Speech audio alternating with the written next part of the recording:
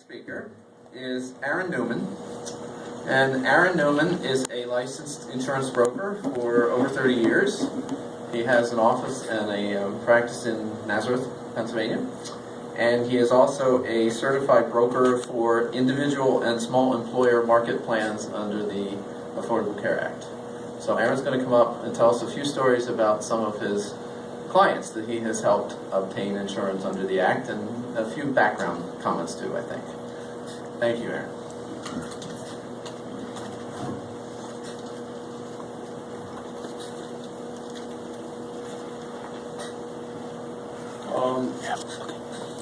Hi, I'm Aaron Newman, and this is the oxygen is a health lesson. This is one of the possible outcomes when you smoke too many cigarettes for too many years. So, learn something from that.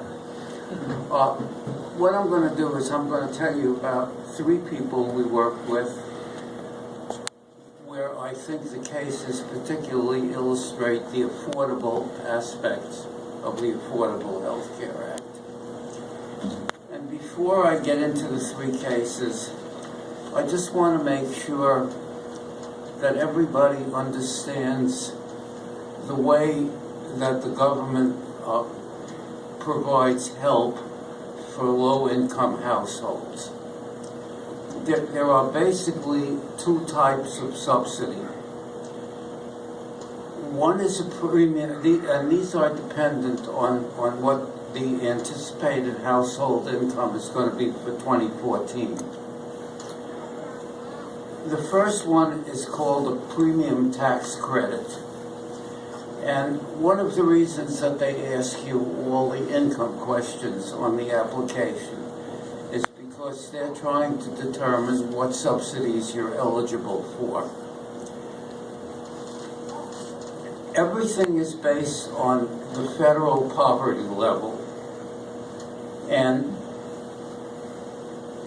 under 400% of the federal poverty level, which is $45,960 for an individual and $94,200 for a family, you are eligible for a premium tax credit, which you can use in one of 2 ways. You can either apply it directly against your monthly premium, or you can pay the full premium, which no one wants to do, and then when you file your tax return next year, you can take it as a credit on your tax return.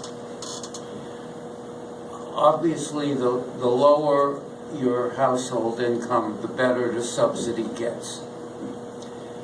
The second type of subsidy is something called a cost-sharing reduction, and that one applies to people who earn where the household income is less than 250% of the federal poverty level, and that's $28,725 for an individual or $58,875 for a family of 4. And what I want to do is illustrate with 3 people how these subsidies worked.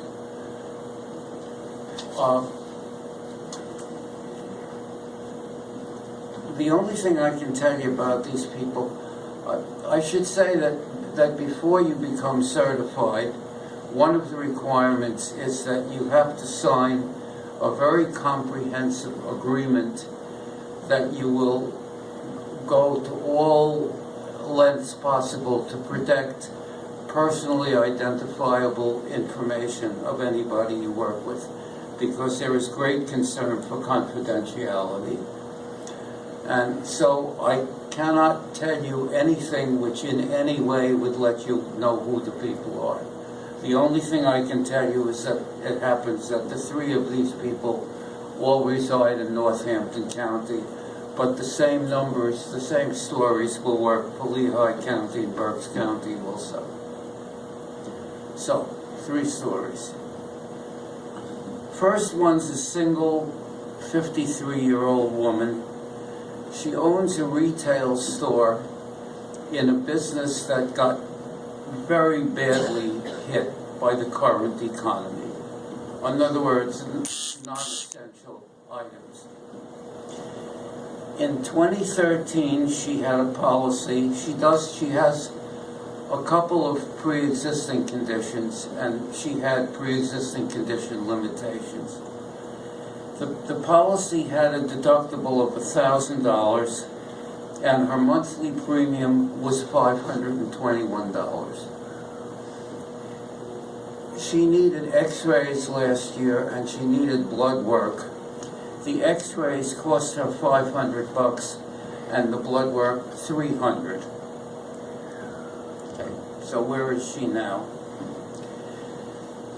Well, in recent years, the business slowed down to the point where her income now qualified her for both types of subsidy. So the policy that she bought on the marketplace, which normally has a monthly premium of $594.55, she had a $375 premium tax credit. And so she pays $219.55 a month for this policy. With the cost sharing reduction, her deductible is now $500 a month. $500 a year. And the thing that she was really concerned with, which is the maximum annual out-of-pocket in network for everything, was reduced from the $6,350 that it normally is down to $1,000 as a result of the cost sharing reduction.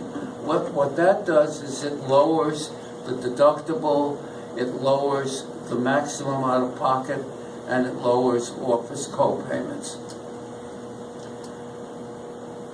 Okay, that's her story. Oh, x-rays and lab work now, once she satisfies the $500 deductible, $10. Next one is a married 61-year-old guy. By the way, this guy's a smoker, and the only health question that shows up on the request for information is whether you're a smoker or not. And there is a penalty. It costs you more if you're a smoker. And I can tell you it's absolutely justified. Anyway, this is a married 61-year-old guy who worked many years in an industry that was hit hard by the recession.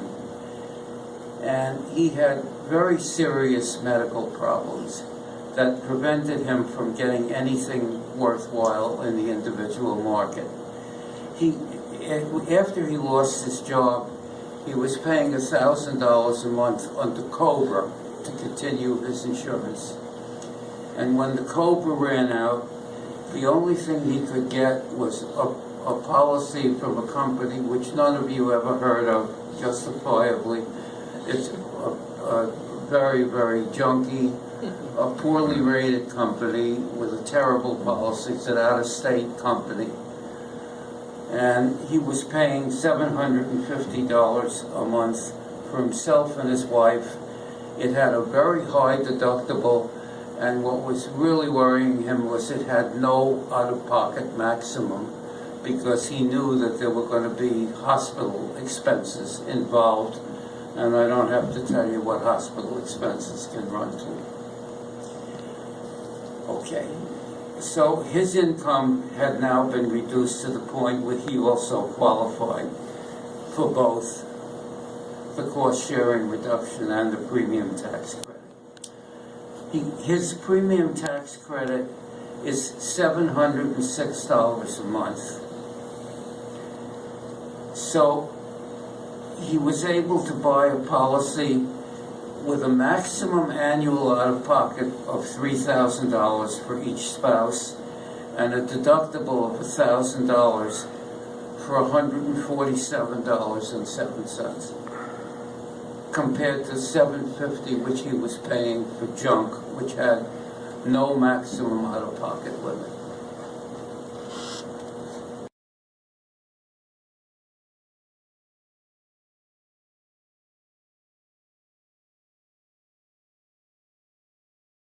plans. The last story is a single 53-year-old woman. This one's really a remarkable story. She's an unskilled person, and she has had no health insurance for years when her employer, her former employer, went out of business. And the only work she can get is part-time work. And last year, her total income was $12,600, which she expects to continue into 2014. That will be her estimated income also.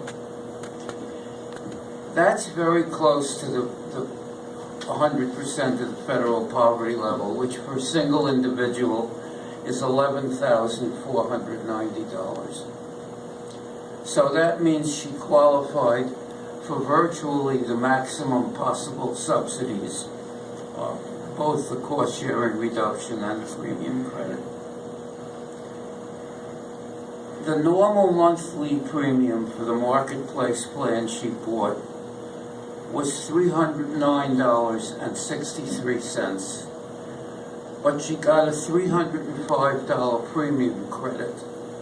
Therefore, she is paying $4.63 a month for her insurance. The normal maximum out-of-pocket for this policy is $6,350, which under the Act is as high as it can go. In her case, the cost sharing reduction made it so her maximum out-of-pocket is $500.